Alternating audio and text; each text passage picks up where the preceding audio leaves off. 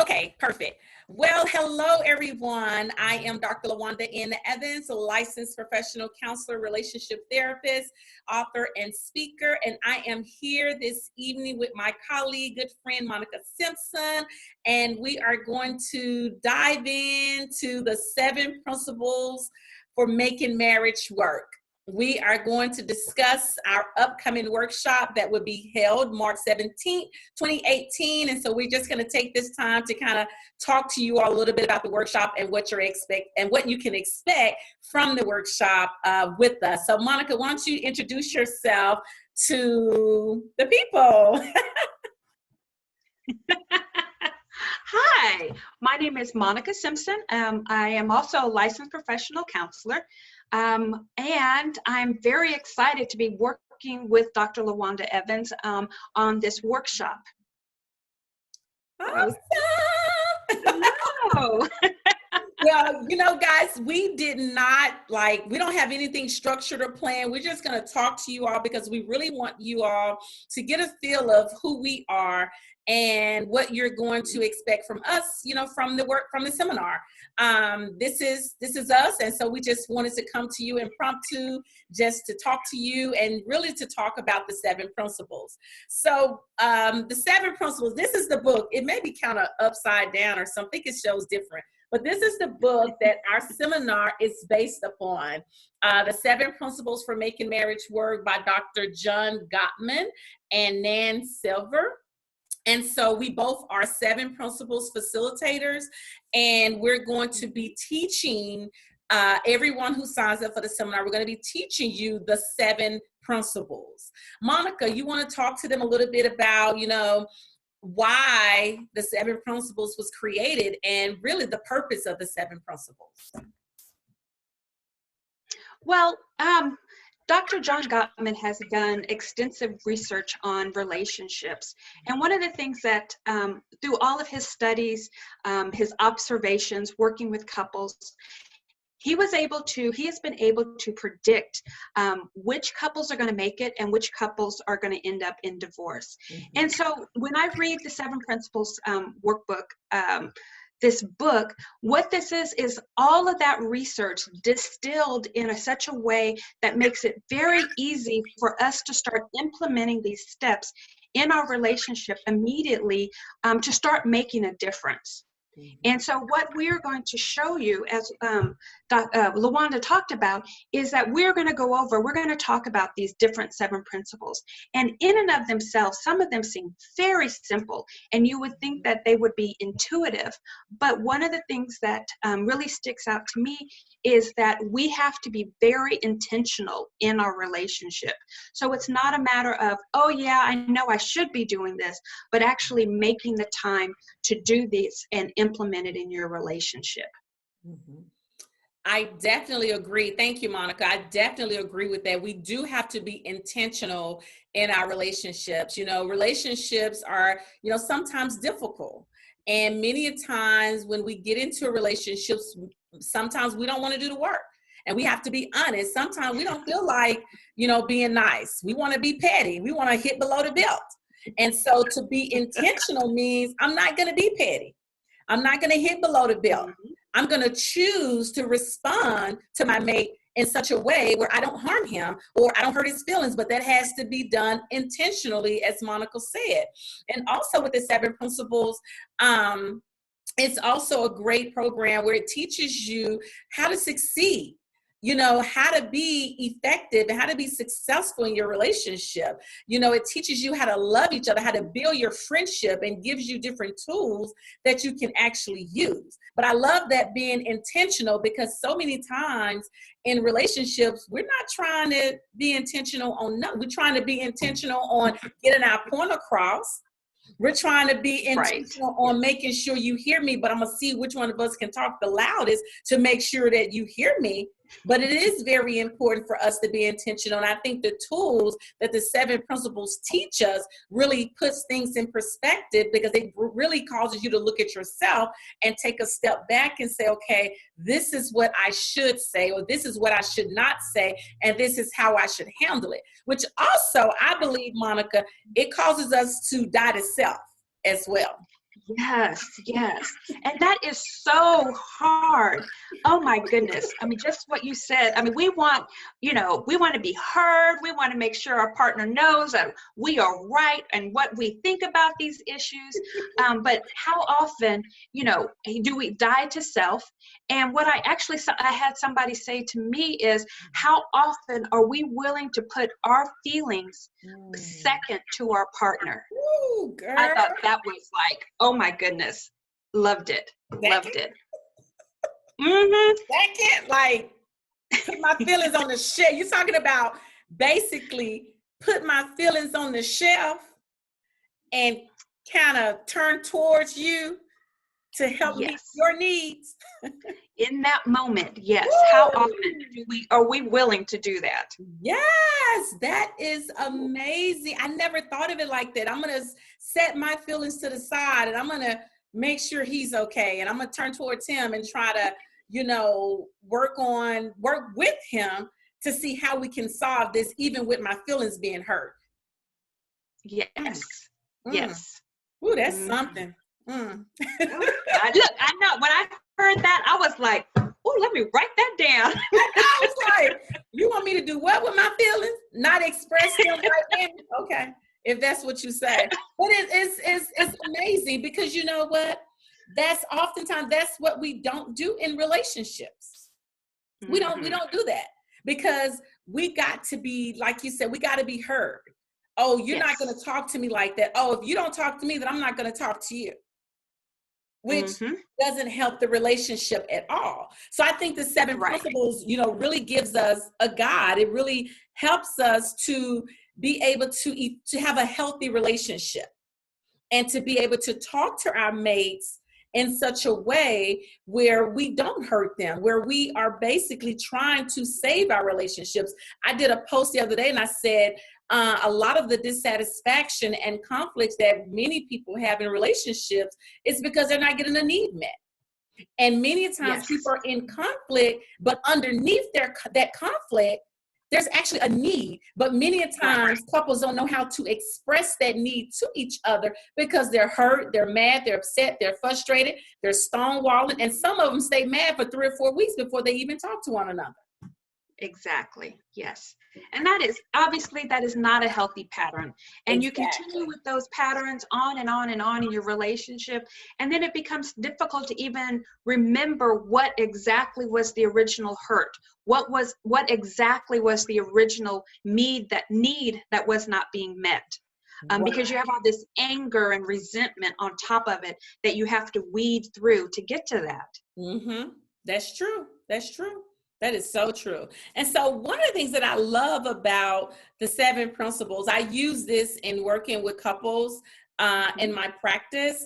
But one of the things that I absolutely love, and I think it's the first principle. I mean, I love them all, but the first principle, enhance your love maps. I absolutely love that. And I love it because it gives you an opportunity to talk to one another. That's the first principle, guys.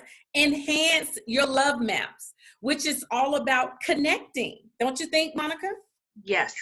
And that is so important. This is something that most relationships do at the very beginning, that getting to know each other phase. But I believe what happens over time is, we start thinking, I've been with this person X amount of time or X amount of years, so I know them. And we don't realize that you may have known them back then, but what has changed now? How well do you know who they are today? Exactly. So basically what I'm hearing you say is getting an update. Let's talk about where you are right now, because who you were 5 years ago, 10 years ago, 2 years ago, 6 months ago, that's not who you are today. So let's do a checkup with one another. Right. Okay. Yes. So it makes me wonder, how many couples actually do checkups? How many couples actually spend time throughout the week, at least 30 minutes talking to each other, engaging in conversation? I always tell couples, intimacy starts with communication, not in the bedroom. It starts before you get to the bedroom. Guys, you got to talk. You got to be able to emotionally connect with your mate before you even get to the bedroom. So it's all about connecting. And that's what we're going to talk about with the first principle. We're going to talk about connecting and provide you ways that you can actually connect and talk to each other, because it's so, so important for you all to do that. Yes. Good. Yes. And to, like you said, that checkup, and to keep doing that, and to keep learning more about your partner, finding out what, not just the surface thing of, you know, I know she likes her coffee like this, Right. but you know, it's the deeper things that a lot of people don't talk about. Exactly. That's true. I'm gonna start out with at least three. There are three questions. I may give y'all five questions from the love map exercise that you can do now. Just something very simple. Sit with each other, maybe 2 or 3 days out of the week, spend 30 minutes talking to each other. One question you may want to ask each other is, describe in detail what I did today or yesterday. So that's you sitting with your mate, and you ask each other to describe what you did today or yesterday. That causes you to have an engaging conversation with each other. That causes you to connect, because some funny things are going to show up because your mate is describing it to you, and then you're going to do it vice versa. And then another one would be, name one of my concerns or worries. I think that's awesome, because that gives you an opportunity to talk to each other again, to have an engaging conversation with one another. And then another great question would be, what do I fear the most? Sitting down, talking to each other, to have this conversation about what are your fears, and really listening to each other about that. And then, what do I most like to do with time off? Being able to talk about that. Those are the types of questions that get you to talk. And they're like 20, no, there are like 50, 60 of them. And so I'm just giving you, 3. Well, 4. I don't know how many I gave you. I gave you some that you can start with. But I'm going to give you one more, because there's some open-ended questions too. One question that I absolutely love: what would you like your life to be different 3 years from now? Or how would you like your life to be different 3 years from now? That's another question. And you can just sit down and just have a conversation with one another. So baby, sweetie, honey, whatever you call your mate, how would you like your life to be different 3 years from now? And sit and listen to what your mate have to say about that. And I think that would cause you to really connect. What are your thoughts, Monica? I love it. You're so right. Communication. That comes up a lot when couples come in with issues, is that we don't communicate. That's a whole nother thing, but it's, how that, my question is, they've lost their way on how to communicate. Yes. And every communication now is always fraught with all of this hurt and pain and resentment from past arguments. But getting into the habit of having these simple type of conversations where I just want to know about you. What's going on in your world? Let's not talk about necessarily what's going on around us, but what's going on with you. Yes. And so even in that, even the tone of that can be less stressful. That's true. So and I love it. I love that statement. What's going on with you? One of the statements in the 7 principles, it says, but if couples don't start off with a deep knowledge of each other, it's easy for a marriage to lose its way when lives shift so suddenly and dramatically.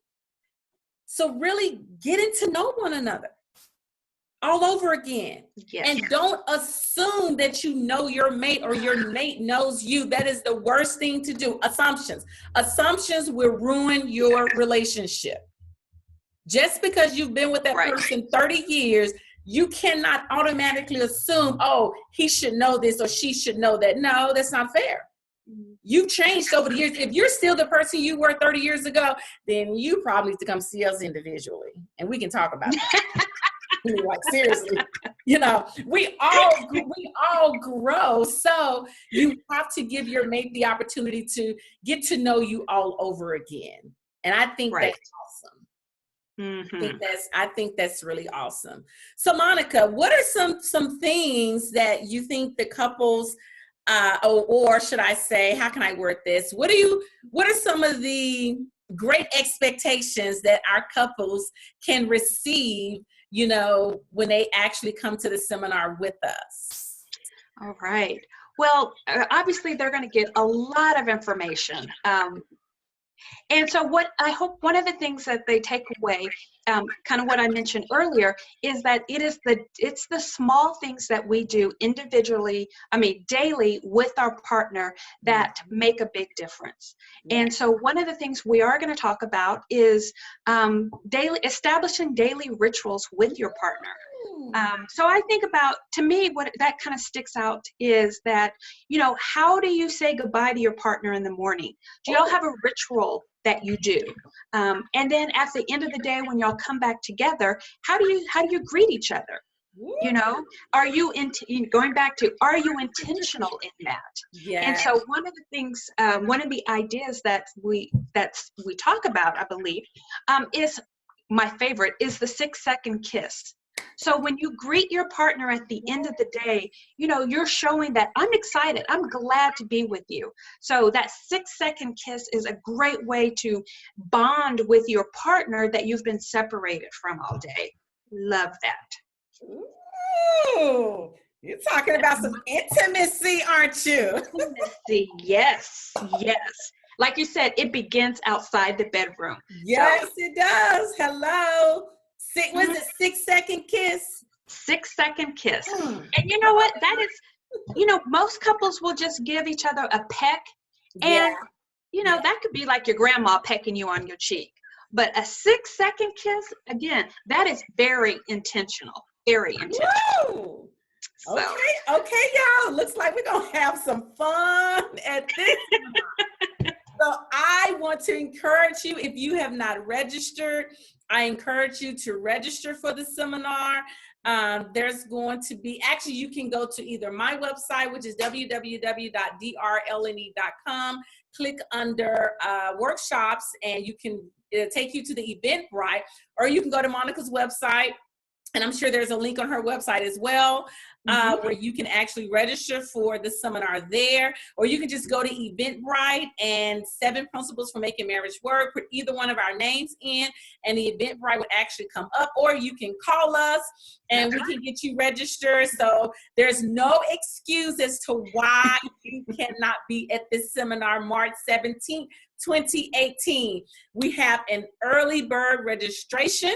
Yes. It is $97 now per couple. If you are single, we want you to come too.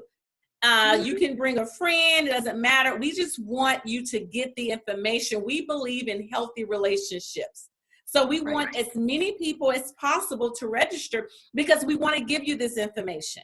And I also want to dispel a myth, because I know a lot of people are thinking, probably a lot of husbands and wives too, well, you know, you're not married, you can't tell me what to do. It's not about that. It's about getting tools and strategies to enhance your relationship.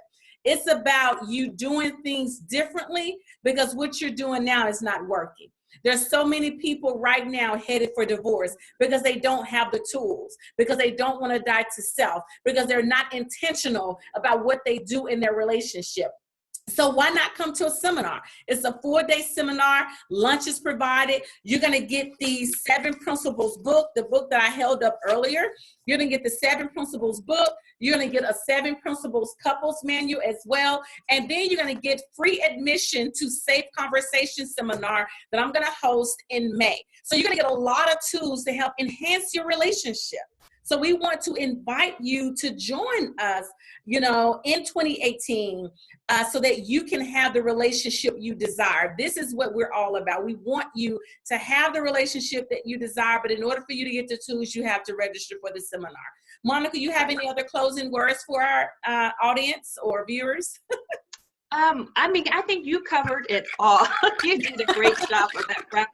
But again, I would encourage couples. I mean, even if you think your relationship is on the right track, it Yes. never hurts to get a little bit more information. Maybe there's ways you can strengthen or deepen your relationship. Maybe, you know, there are things that maybe you used to do that maybe, oh, I need to improve that.